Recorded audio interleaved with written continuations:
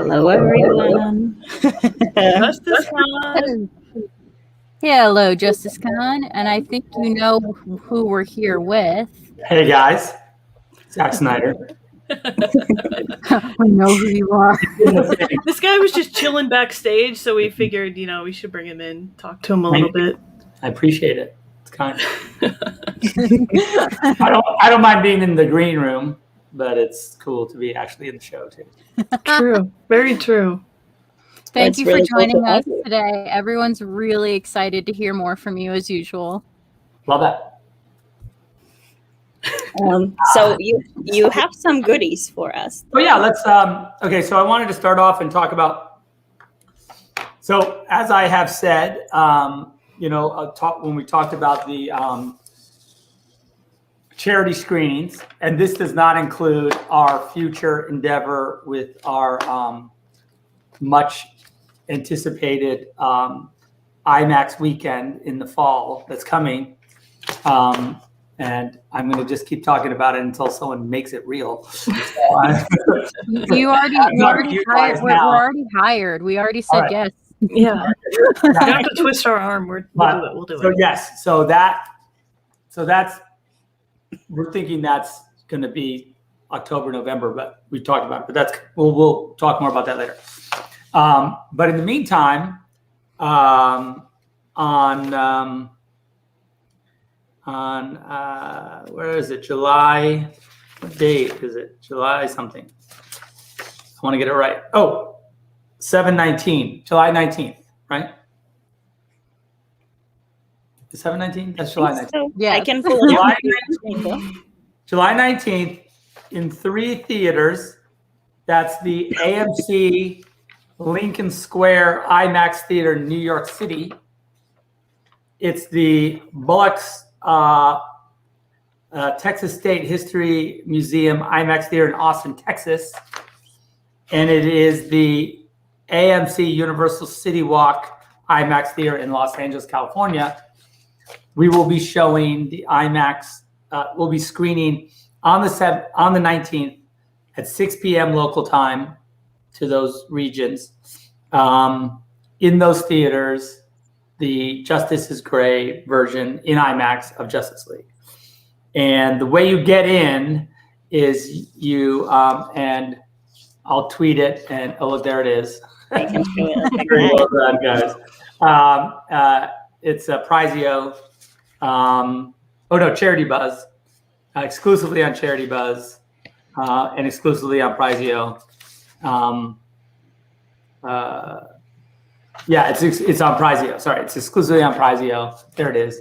And you will, it's $20. If you put $20, you're eligible to win a ticket to one of the 3 screenings. And the more tickets you buy, the better your chances of winning. It's like a drawing. And so anyway, that's super cool. So I'm excited about that. And AFSP. We put the link in the chat, so you guys can go straight for it. The link is in the chat. I'm going to post it once again, just in case, because the chat link is in the chat. And then I'll tweet it as well. So keep your eyes peeled. And I'll put it on Vero. And that's exciting. So I'm excited for you guys to get a chance to see this crazy movie on the big, and by big screen, I mean absolutely ridiculously big screen. I've seen the movie at Universal City Walk, and it is ridiculously insane. So, yes, please. So, I would love to, see everybody there, and hope you enjoy it, and like that. And we'll talk more about it as it gets closer, of course. Of course. So yeah, so good. So keep your eyes up for that. Justice is Gray, July 19th, 6 p.m. if you're in whatever parts of the country that is. But yeah, so that's cool. So thank you guys for helping me put that out. Because, Of course. Of course. A good cause. You already know. Anything for you, Zach. Too kind. I mean, we made a convention for you, so. It's a very convenient convention. I got to be honest, because I didn't have to drive anywhere, and but when we do it in the fall, there's going to be a lot of driving and a lot of, there's going to be, I want card tables set up, where like people have to like go to take some kind of tables. There's like an interaction across tables. I don't know what we're going to do, but with ourselves in that scenario, but it's going to be, mark my words. I'm hoping that would be amazing just to see everybody in real life. So that'd be fun. So, and again, thank you guys. So, is there anything you guys want to talk about? Justice League? I don't know. I mean, there's a few things we want to talk about with Justice League. I don't know if this is the first time we've spoken since the movie came out, really. I mean, right. We've talked a little bit, but we did want to talk about this guy who wears a green suit and yeah, I think you might recognize him. This guy here. So can you tell us about this guy? Familiar. So JoJo did that based on the actor that we used when we did the scene. Who did the scene for us was a guy named Wayne T. Carr, and he's an amazing actor, amazingly kind gentleman. And I told him, I said, look, there's a chance that this doesn't make it in the movie. We are shooting it in my driveway. So I'm not 100% sure he thought it was real, legit. Okay. He's like, you're sure this is okay? All right. But So, and he's amazing. And I was talking to him the other day, and he was just excited about. Actually, he loved the movie, and he was super excited for everyone and the reception the film has gotten. And he couldn't be more gracious. So, just a great guy. How did you meet him? I met him actually. Ray introduced me to him and said, "You should check this guy out. He's awesome." And which Ray? You did cast two of them. Ray Fisher. I'm sorry, all my Rays. The rays of light. No, and so he said, he's done this amazing. He's like a Shakespearean actor. You should see what he's done. And I looked at a bunch of his clips, and then I just talked to him on the phone a bunch of times, and we just talked about what it might be, and he just kind of the normal way I like sort of work when I get this intuitive feeling about somebody. And and you seem to have nothing but luck with that Shakespeare's festival. Yeah, you've got 3 stars out of that. You might need to just your first stop for casting might have to be that festival from now on. Yeah, well, the work is, there's a guy, I don't know if there's a guy who writes plays named Shakespeare. He's pretty good. Yeah, I might have heard of him. Yeah, I might have heard of old Bill. He's got wrote a couple kind of, not recently. It's like old stuff. But, they may have mentioned it at school. Or you might have heard about vintage. Yeah, so but look, and it's not easy stuff, so when you watch him do it, I was like, okay, this guy can clearly handle what I have in store for him. And he did a great job. So it's really exciting. Do you think that we'll ever get to see that footage that you shot? I don't know. I don't know. I don't know. You might. You can leave it on a USB. Just leave it in the bathroom. That USB in the bathroom thing is still in the bathroom. I haven't used that one up yet. It's not like anyone. I haven't done it.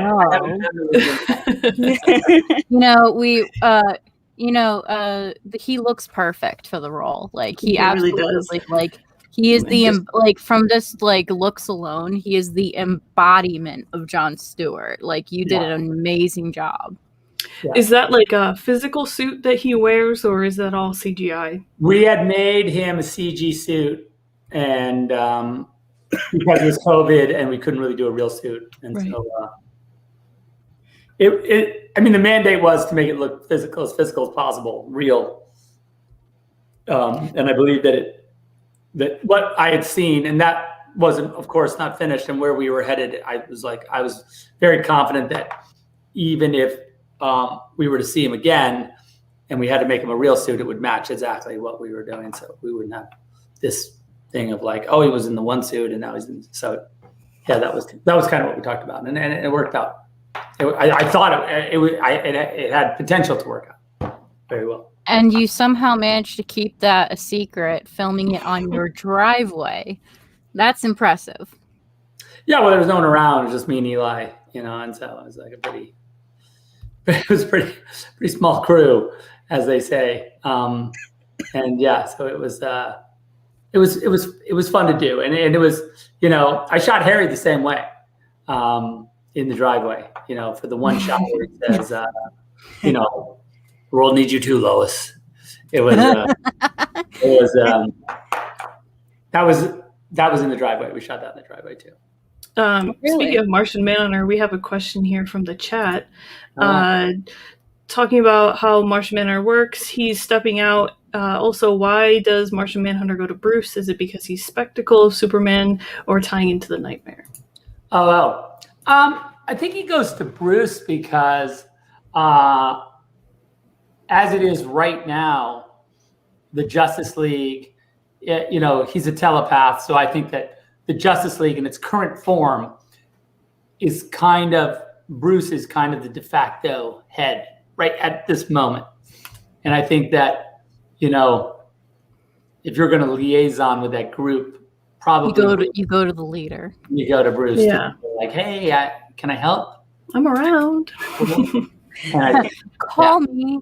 I'll call you. I have your number. I got it. To circle back to the Green Lanterns, there was another piece of concept art that came out yesterday. And we wanted to ask you about this old boy, Kilowog. Yeah. What can you tell us about this? I can tell you that Kilowog, the original concept, of course, we see him in that one flash in the night where he's dead in the Justice League headquarters. He was the dead Green Lantern. That's him, yeah. In Nightmare. Okay, because I see the chat kept asking that, so I wanted to make that perfectly clear. That's him. And then originally we were to have Jon Stewart and Kilowog come to the dock to see Bruce. That was the original idea. Oh wow! Okay. Yeah, did you? We know that you never got to the point of casting someone, but did you have someone in mind, a wish list, or were you just not there yet? I hadn't quite gotten there yet, and it really just because it's a voice, really be, Could be anyone. Could be you. It could not be me. Well, to say that, but it's not. I don't know that maybe I'm not going to say it yet. I'll tell you. There's a little there that I was contacted personally recently, and I won't say what it's about, but about playing myself in an animated film. And I was like, oh, that's interesting.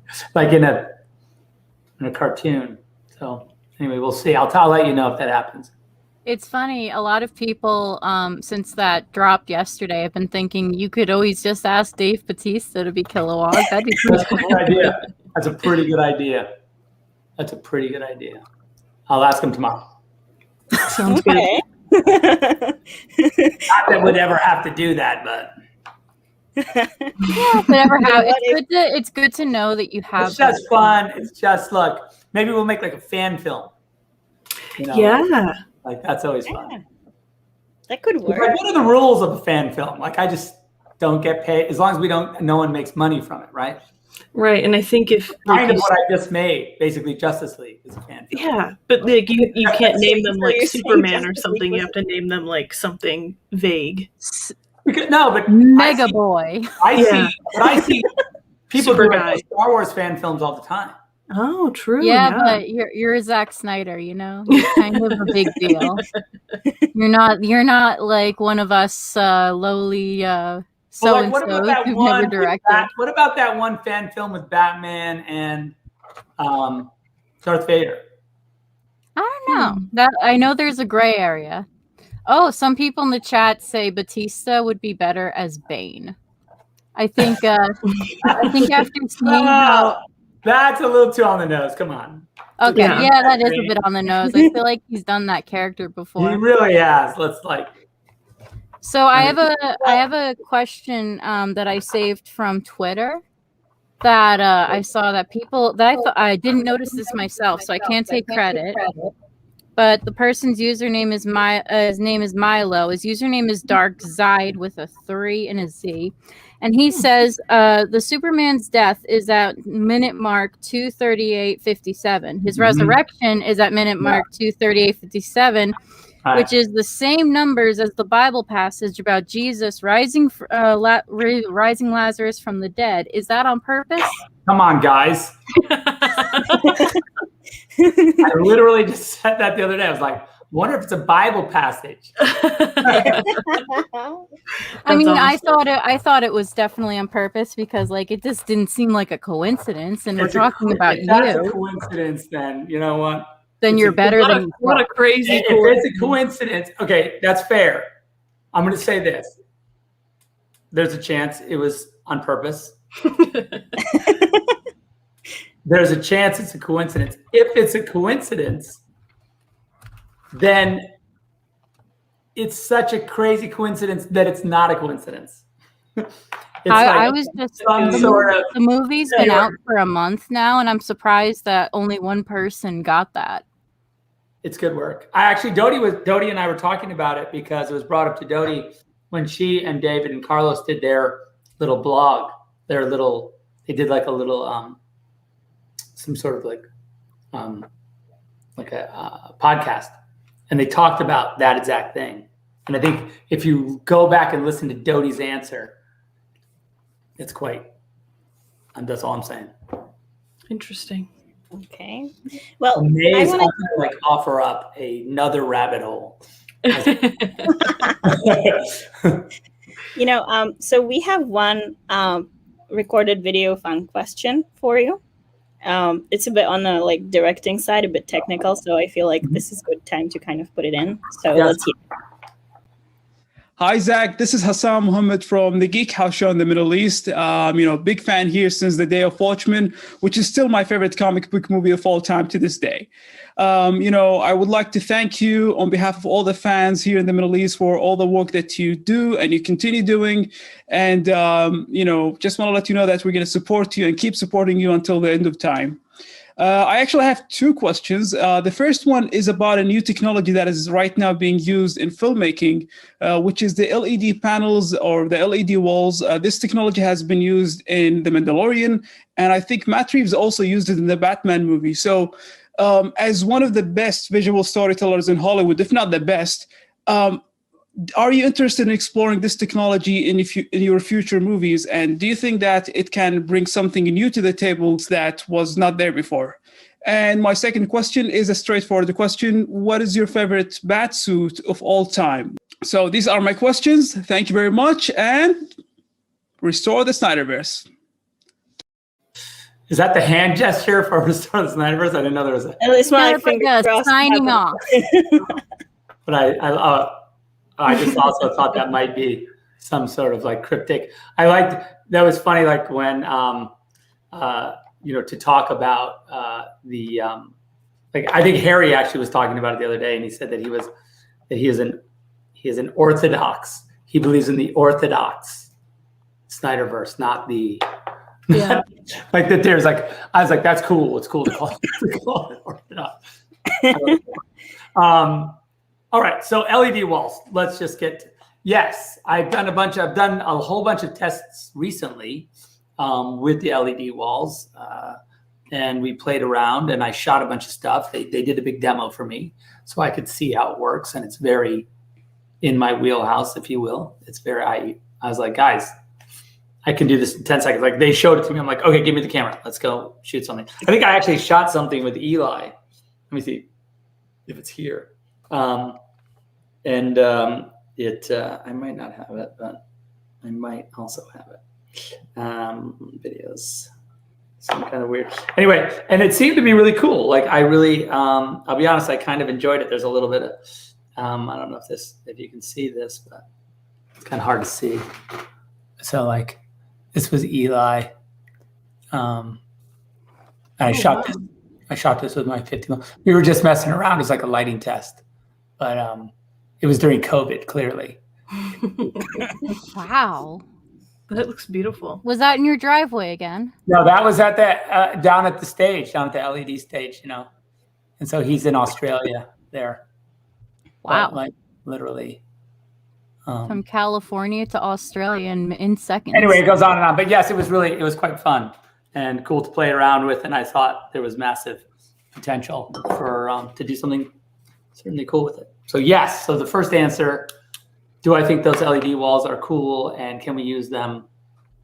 Yes. What was the other question? What's your favorite Batsuit of all time? Oh, so favorite Batsuit is, my favorite Batsuit is Dark Knight Returns.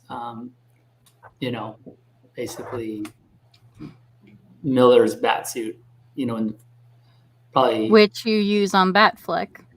I do, except for the undies and the Yeah. If I were to make that movie, I would make that suit exactly. And also, and there's a cosplayer who cosplays that suit really well. I saw the other day on my feed. I forget his name, but he's an older gentleman and he does an incredible. He's kind of a big guy. He does a great Dark Knight Returns. Really got the suit nailed and it looks really good. And I'm like, clearly the suit can work. Right. Just want to point out that we just hit $7,000 for the Justice Con AFSP fund. Keep donating, our friends.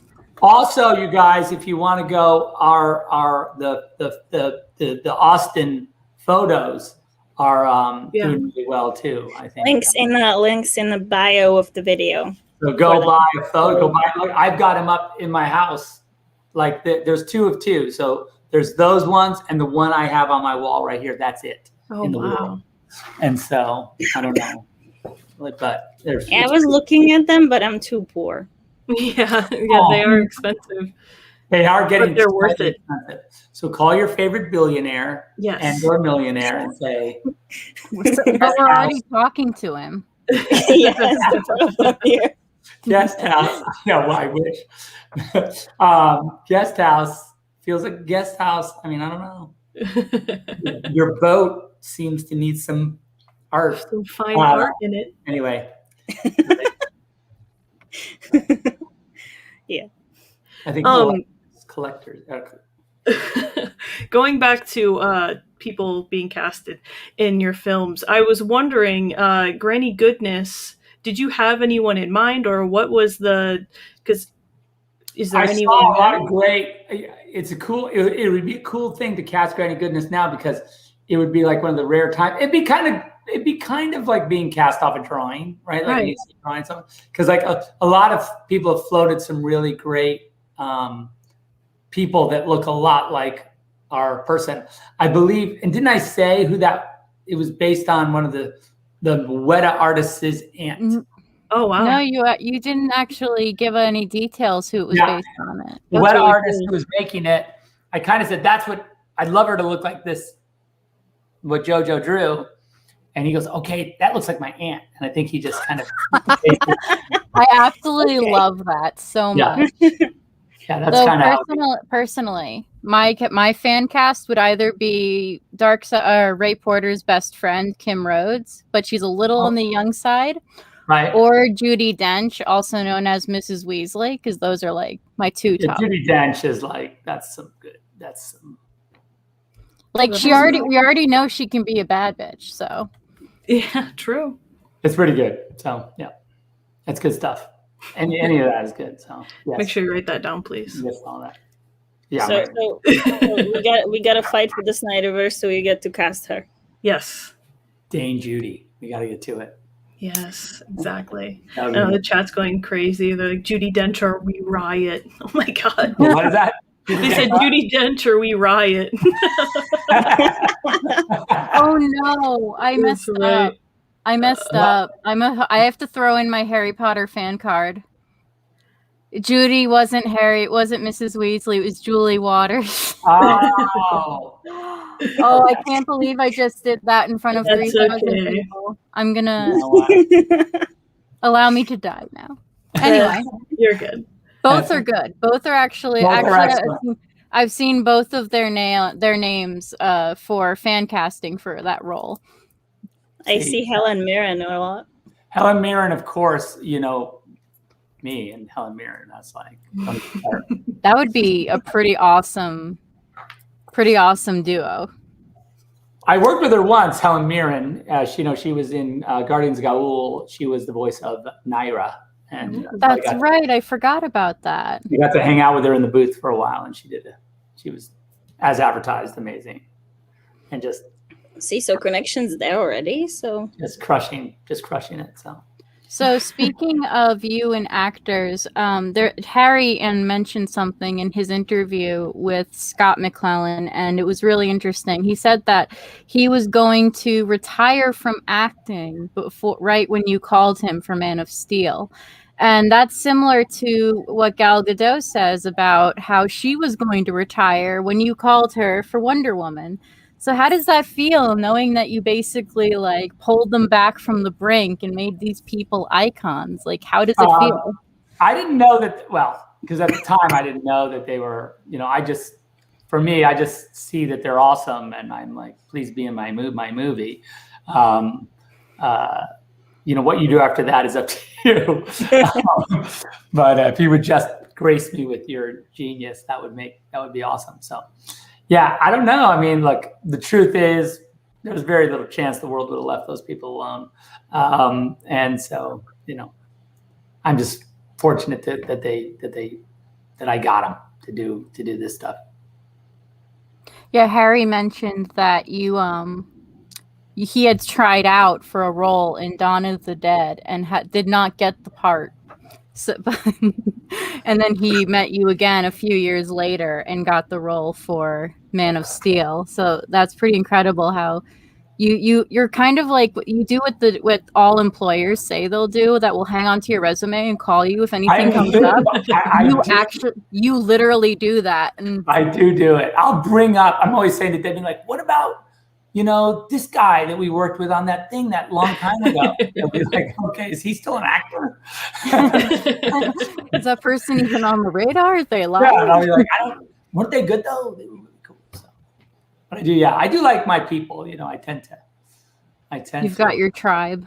I like to go to the tribe first, but there's always, there's always the, just like Crudup. Anytime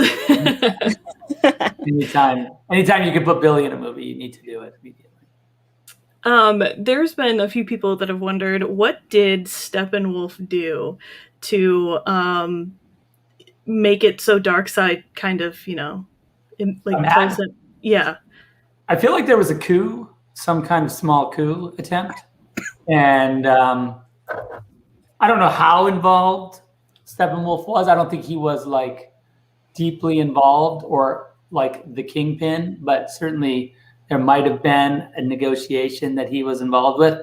And so clearly he slaughtered those, right?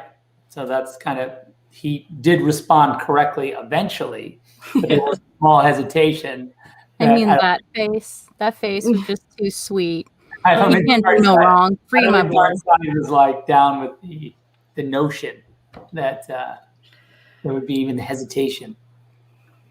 So we actually just had another guest join us, and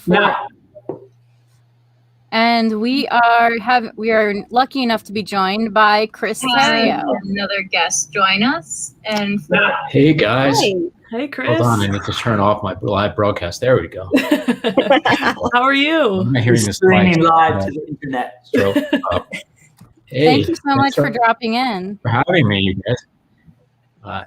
Yeah, you. Debbie's pestering me. She's like, "Did you announce the IMAX screenings yet?" And I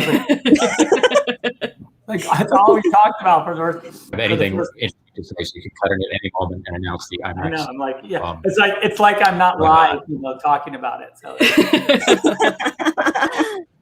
I'm just gonna say yes, I did.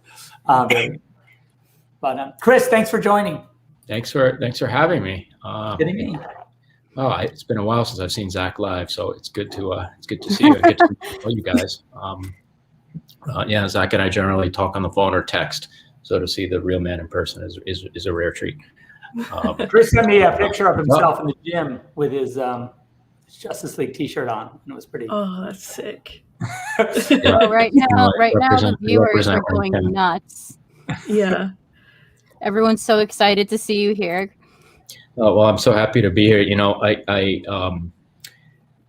I never really even got the chance to thank all the fans out there who made the Snyder Cut happen. I mean, I was, as you know, I was a bit quiet throughout the controversy, and then and then of course I didn't want to screw things up by weighing in my grumpy way, which I have done recently. But now that I just I want to thank everybody out there who made it happen. I mean, you did a miraculous thing, everybody. Because I never believed that something like the Snyder Cut could happen. I mean, Zach always believed it because Zach has a I allow myself to get gaslit sometimes and think, oh, maybe nobody wants to see the version with more developed characters, or maybe the world has grown too cynical for a bit of earnestness and mythology and superhero movies, but Zach proved me wrong, and all the fans proved me wrong. So thank you to everybody, and thanks for having me. Yeah. Well, I know I can say with confidence on behalf of the fans, because they're all screaming it in the chat, especially. Thank you so much for your dedication to Zach's project and for speaking up. Everybody is incredibly grateful to have heard what happened from your point of view, and we are 110% behind you as much as we are behind Zach. Oh, thank you. Like what they said. also to jump in a bit off topic is we just crossed $8,000 in donation to American Foundation for Suicide Prevention. So guys in the chat, keep going. This is amazing. Let's see if we can hit 10K before the day is over. That would be awesome. Nice. So all we needed to get people to throw money at AFSP was to get Chris in here. Zach, why didn't you tell us that was the Usually secret? People take money away when I join a conversation. One question that the fandom really wants to know is, with your interview, you said that the title for Batman vs. Superman: Dawn of Justice wasn't what you would have picked. So was there any titles that kind of spring to your mind that you had? Wow. You had to know this was coming. I should probably, yeah. Well, let me just fill that in a bit, because I remember when there was a back and forth that I had with the studio, and Chris is 100% right. Batman v Superman was a huge. Dawn of Justice was like the only title that and the Dawn of Justice part was a very much like, there was a lot of things. The whole V instead of versus, it was like this crazy negotiation. And I was like, guys, can't we just do something like Son of Sun and Night of Night, or like, something that's a little bit more poetic? And they were like, well, absolutely not. I'm going to be honest. I thought I was losing my mind when the marketing went from versus to V. Because I was like, did you see that? Did anyone else see that? Did I only see that? Is that the Mandela? I was like, is it a court case? Are we in But also, I'll tell you, the only plus of it is that it's really, BVS is really easy. Yeah. That's the only, I agree, but like, it's the only positive is like when someone goes, yeah, but BVS needs blah, blah, and you're like, okay, I'm with you now. I know what you're talking about. Well, I just to jump in on that question. I mean, I would have loved something really simple like Batman and Superman, like or something, as Zach was saying, in the vein of Man of Steel, that feels more like it's a progression from, Man of Steel. For a while, we talked about actually, right, Zach, if I remember correctly, titling it Justice League : and then something after that to suggest that this movie was going to be the beginning of the Justice League, even though it didn't really look like it. Sure. And like Justice League Foundations, or Justice League Rising, or I mean, I'm just extemporaneously trying to think of titles that we battered back and forth, but yeah, because at that time the concept of us actually doing a Justice League movie was still, they were still like sketchy with us about it, even though once we said this is how we want to do it, and kind of knew that there would be a cliffhanger at the end, and that this movie would lead to a Justice League movie. It's kind of, I think that they felt like making this Justice League was aggressive in this window, even though we thought being aggressive was probably the right way to go. So out of curiosity, if you can answer this, what was the draft script called then? It was just called, well, I think at the time it was just called, it was known by its code name. Okay. So Harwood.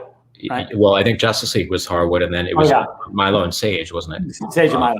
Sage and Milo.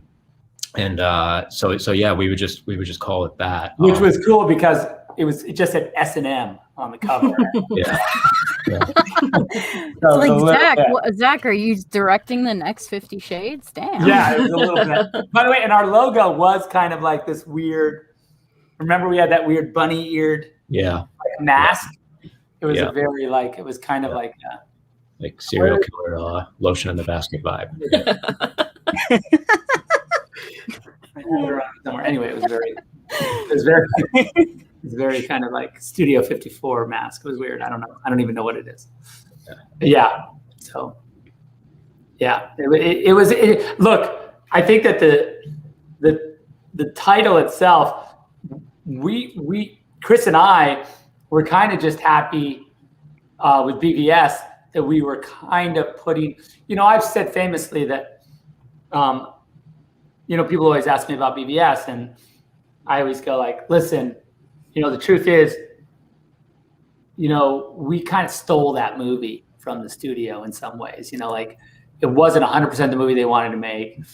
It does all the things that if you look at sort of this arc of like construction and deconstruction and construction and deconstruction and construction, that was kind of this rhythm that we were on.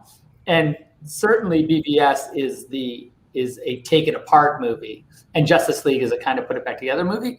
And I think that, so for me, and in retrospect, I do agree with Chris. I wish that we'd fought them harder, but I felt so like I was sneaking one by them with BVS that I feel like when they were said, okay, but we just wanted to call it Batman v Superman.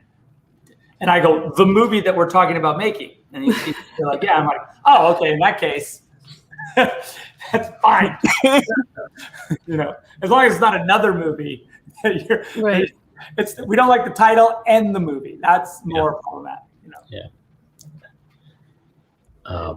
That's fine. Yeah, as Senator Finch says, call it whatever you like.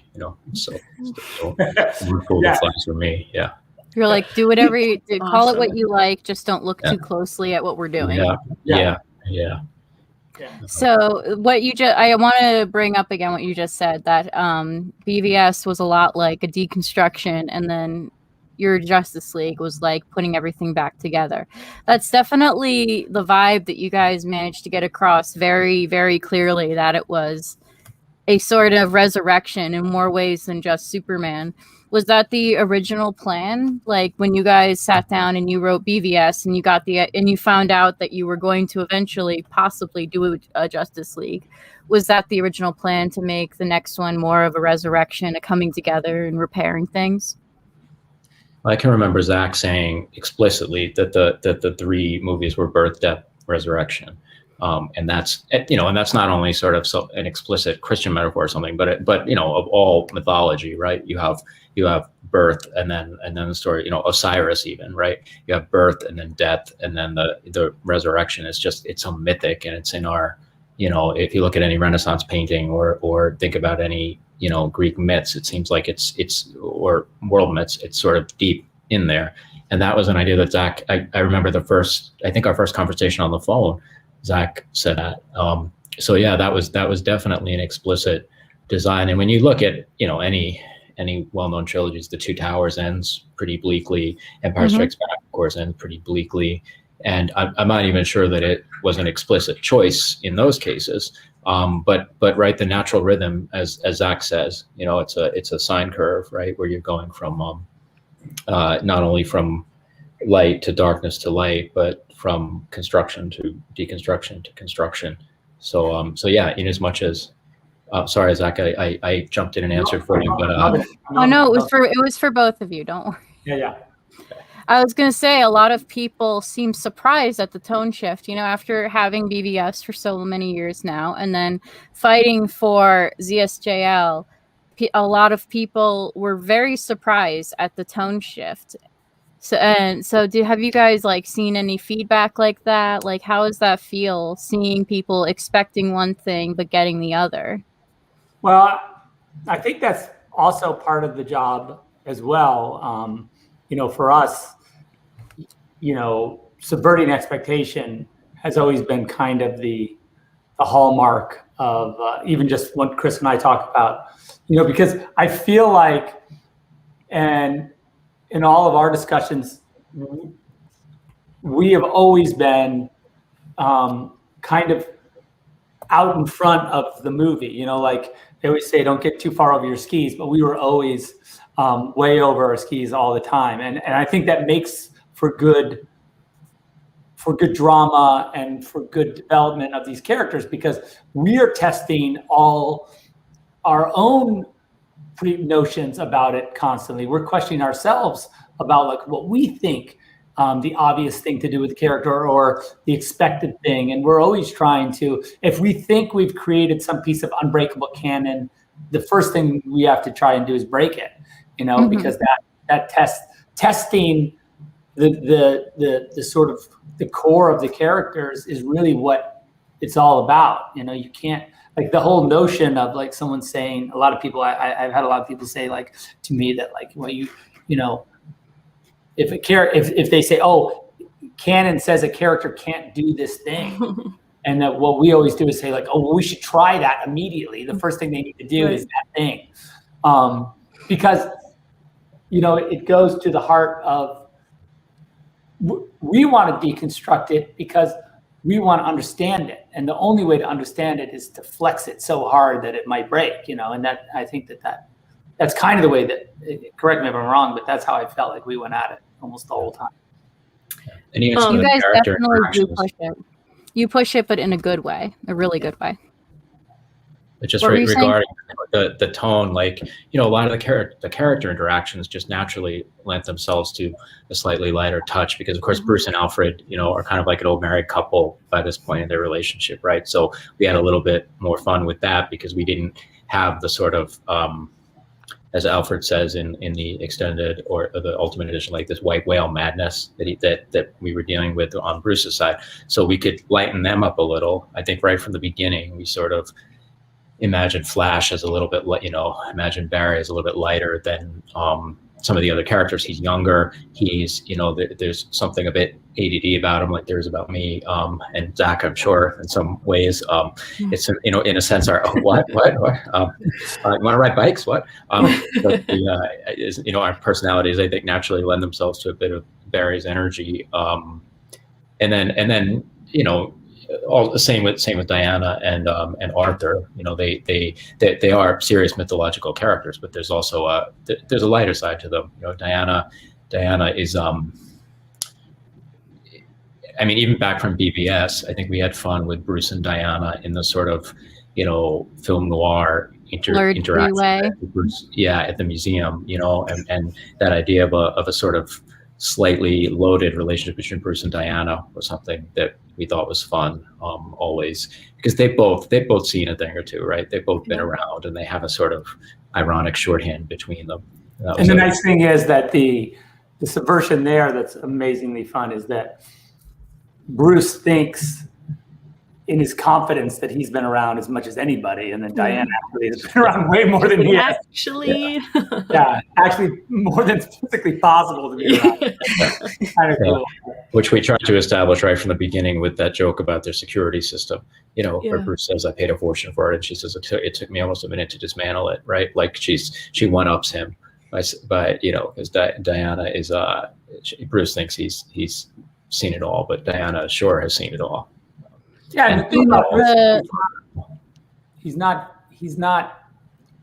an idiot in the sense that he understands where he is. I believe that Bruce knows where he is in relationship to Diana. It's not, she's literally a goddess. It's not, there's no bravado in their relationship, because he knows in the end she could like snap him like a twig if she felt like it. It's not, there's no he's not going to posture with her, you know, he's really like, well, tell me what to do, you know, because he seems to like treat her as his equal more than almost anyone else. Like he feels like she understands him almost, the burden of fighting for justice.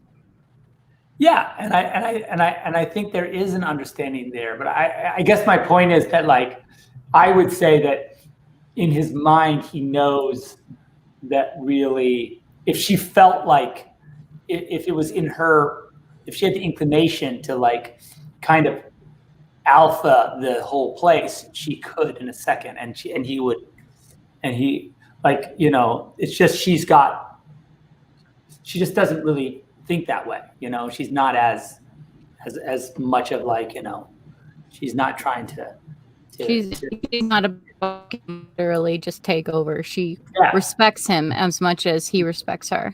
Yeah, and you see her trying to do she's constantly trying to calculate the scenarios and like how to act, but you know, because she is like she's a warrior too, you know, like she knows she makes a plan. Like even when we get to with Steppenwolf, like she's the one going like, okay, this is what we're gonna do, you know, even though, you know, and she's the one he respects the most. Even the villain sort of knows that Diana is the alpha here. You know, she's the one that he wants to fight.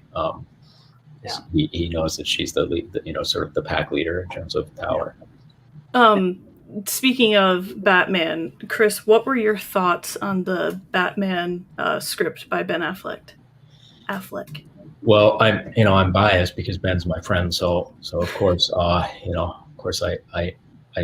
liked what he was doing.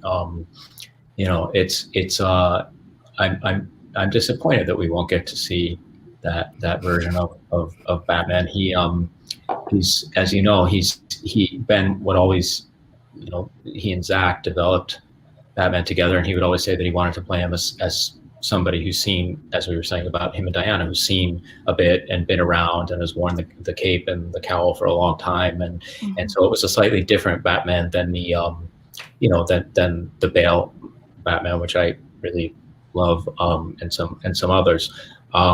So yeah, it would have really been something to see that, and I think he did great work on it. Who knows? I guess anything could happen, but that's what we all love about Ben's Batman, really, is that what you guys, like the three of you, like the influences you all had on the character, you guys made him into a veteran of the war on crime instead of having him starting from scratch like he does so very often. It wasn't an origin story, it was a established story, and like here he is after 20 years at war against these people. And that's what a lot of us in the Zack Snyder Justice League fandom really, really love about Ben Affleck's Batman. And the three of you really, really molded him into almost the perfect Batman / Bruce Wayne. Yeah, because you can't argue with his Bruce Wayne. To me, I don't know how you do Bruce Wayne better than Ben. Ben is like, he's Bruce Wayne in a lot of ways. You can imagine a world where we didn't have Batman and we were talking about writing a comic about this, you know, crusty veteran of, you know, and I'd be like, you know, he's kind of like a Ben Affleck type, you know what I mean? Like that would be a way of explaining to someone what Batman would look like or be like.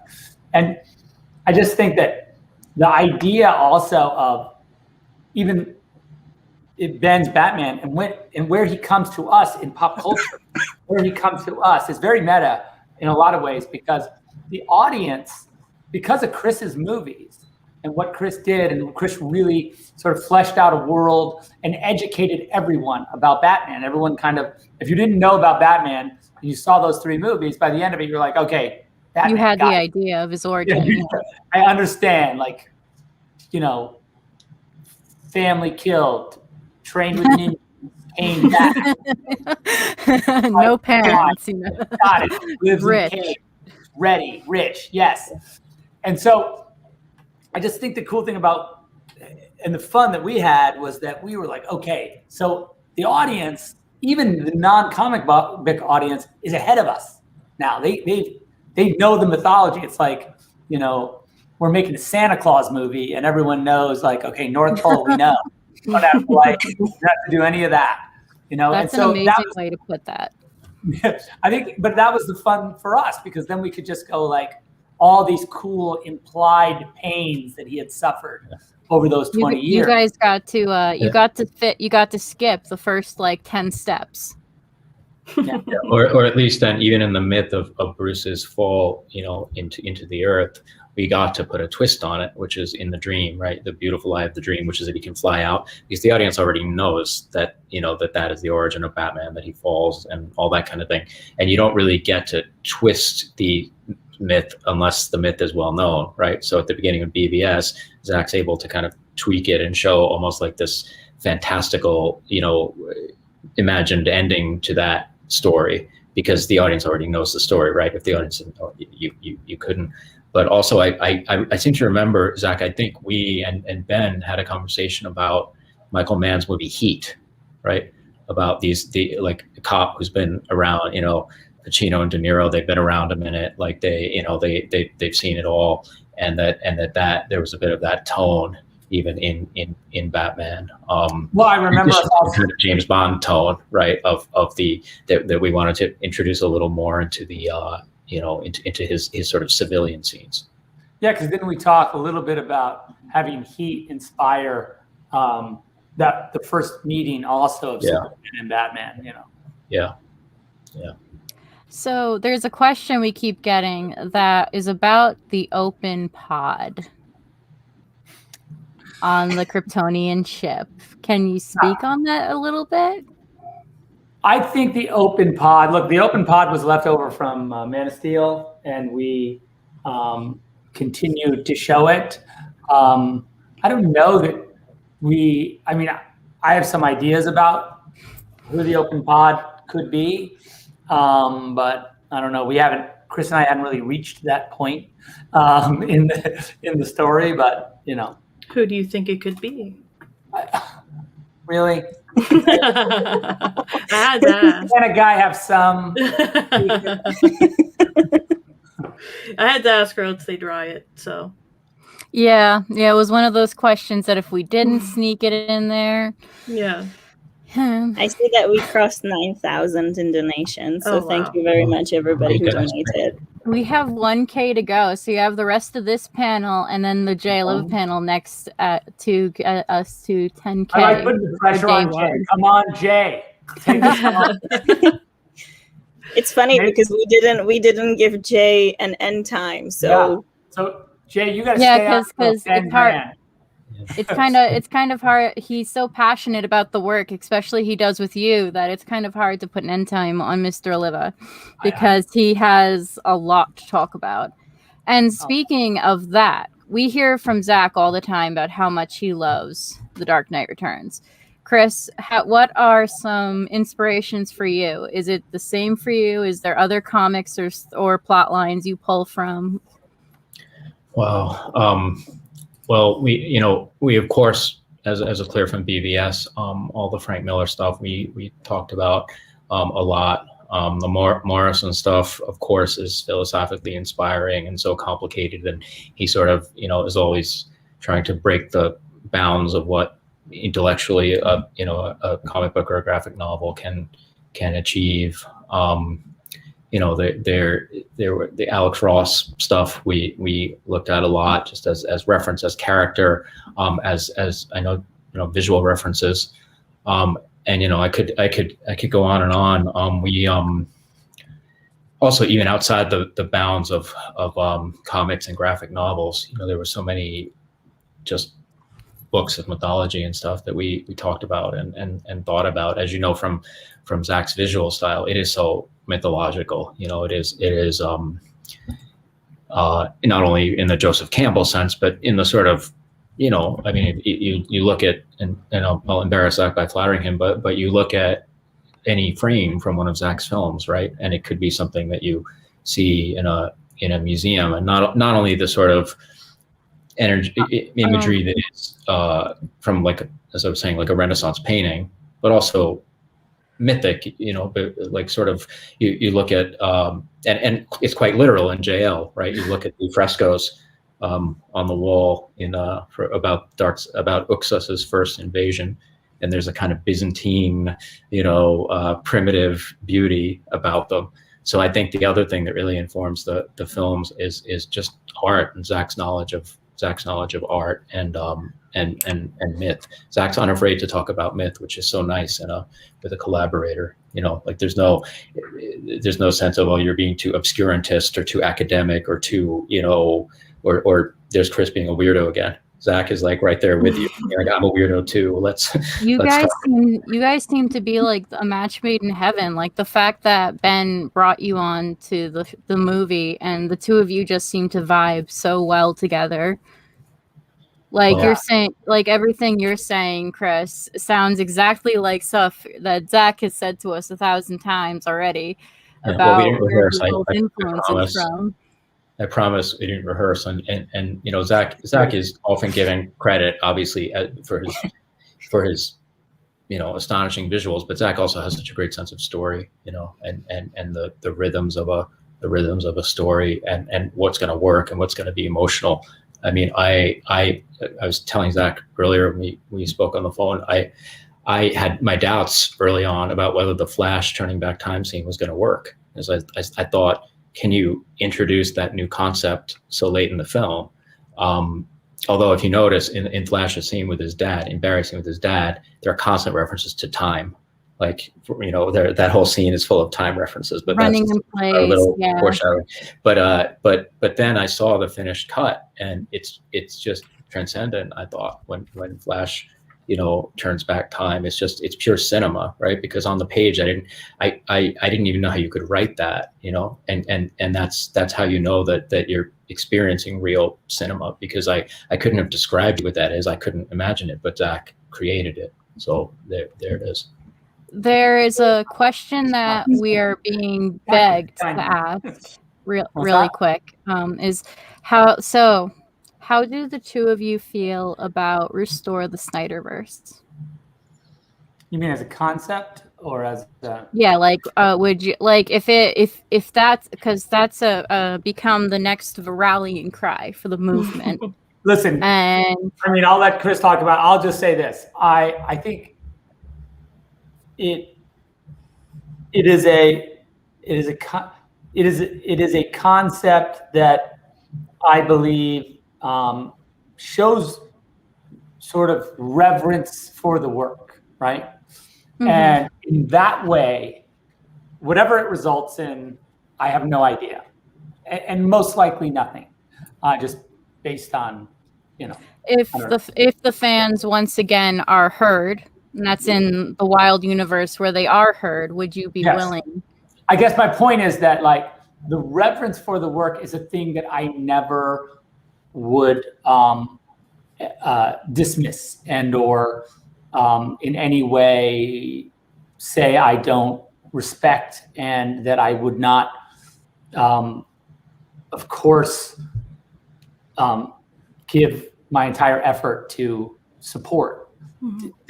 Because I think that we make the movie's made and it's finished and it's there, and all the characters and all the storylines and everything, we understand it. It's not like a, you know, and so if someone says to me, no matter who that person is, like, I really love that thing, I wish you would make another one, I personally am not a person who says, like, well, that, you know, forget it.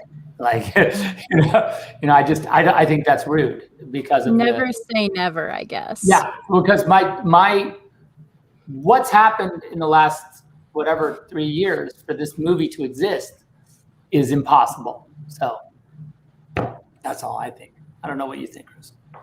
No, I what Zach said. Yeah. So if in a perfect world you guys were approached to restore the Snyderverse, you would be like, yes, we're here. certainly, whoever that person under is. the right conditions, of course. Yes. I don't know who those people Sorry. are. I don't know who those people are that are coming to say that to us. Yeah. I mean, it's you guys, clearly. Because you're Right. right. Because I you mean, guys, In the Earth 2 version, you guys are made the heads of Warner Brothers. That would be amazing. Like I have a solid idea about at least 3,500 people who are now asking, but Yeah. No, that's cool. Perfect. Well, it looks like we are, let me refresh our donation total. We are at $9,660 even for AFSP. We So left, we're so we left close. Jay with no work at all. Right? we're gonna raise it. We should just let I'm him gonna be do really it. mad at Jay if he can't. He's gonna have to just like pull out his wallet and like make Put up in his card information. He'll be like, "Oh, we got to 10. I go to sleep now." Make up the difference. Well, I think that speaking of Jay, because this panel will be starting soon, so we will have to wrap it up. But we are very thankful to you guys that you came to hang out with us. Well, I'm very thankful to Chris. You know, it's great to have Chris here. It's good to see him. I miss him, and it's cool. And you guys are amazing. And thanks for hosting this event because it's unbelievable. And the money raised is already. You guys are. It's just too much. So thank you so much. We just hit 10K. So there you go. Great. We're at The magic of $10,270. Chris Terrio and Zack Snyder. Yes, thank you guys. Well, thank you. Really, I'm so honored to get to be talking about this again. So or ever. So all right. Bye. Well, thank you for Love giving you us guys. See you inspiring. later. Of All right. course. Thank you guys. All right, you guys are great. I'll see you guys tomorrow. Yes. You will. Yes, you will. All right. Thanks again, Chris. Thanks, guys. Talk to you soon, brother. Much soon. The next panel is Jay Oliva, hosted by Tim Yoko. So make sure you head on over there. And thank you guys so much. I mean, we're at $10,510 right now. So that's just, it's absolutely incredible. Yes. Thank you so much. And yeah, we will see you at Jay Oliva's panel. And hope Keep you had fun. keep donating and have fun. Jay's panel is open-ended, so settle in for a good long discussion. And just before we log off completely, make sure to check the link below for the auction for the photos. And also, I am sending one more link about the Justice is Grey IMAX tickets charity screening that you can win. So head over to that link also. You can make a donation there too. All right. See you guys in the next one. Bye.